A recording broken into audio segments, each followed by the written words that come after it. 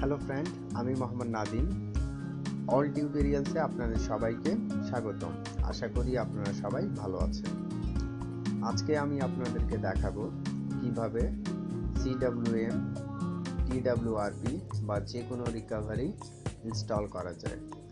আসলে এই ভিডিওটির জন্য অনেকে আমাকে রিকোয়েস্ট করেছিলেন, তাই আপনাদের জন্য এই ভিডিওটি দিয়ে দিলাম। তো সর্বপ্রথম আপনাকে রিকভারি ইমেজ আপনার মোবাইলের জন্য ডাউনলোড করে নিতে হবে। ডাউনলোড করার জন্য আপনারা গুগলে সার্চ দিবেন।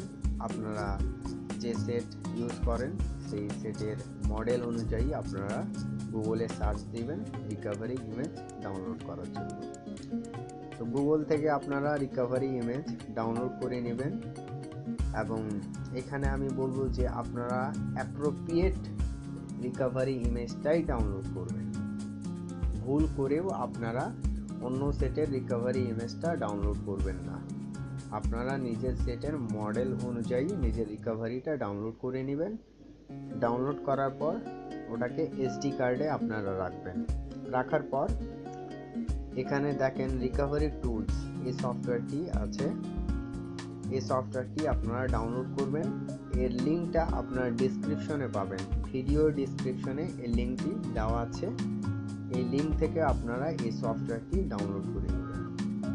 ডাউনলোড করার পর এটি ওপেন করবেন।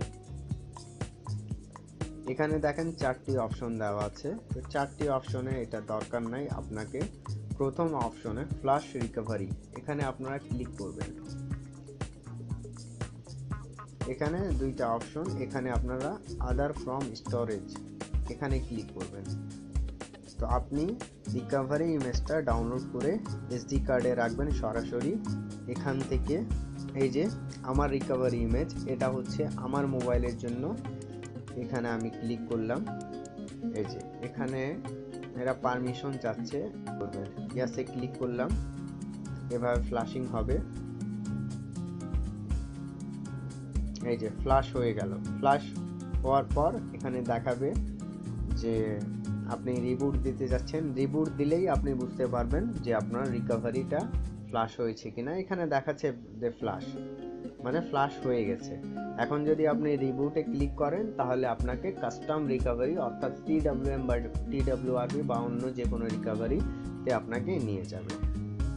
তো এইভাবে আপনারা CWM বা TWRP বা যে কোনো রিকভারি আপনারা ইনস্টল দিতে পারবেন।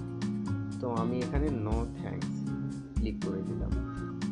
তো আজকের জন্য এটাই ছিল। এটা একটা রিকোয়েস্টেড ভিডিও।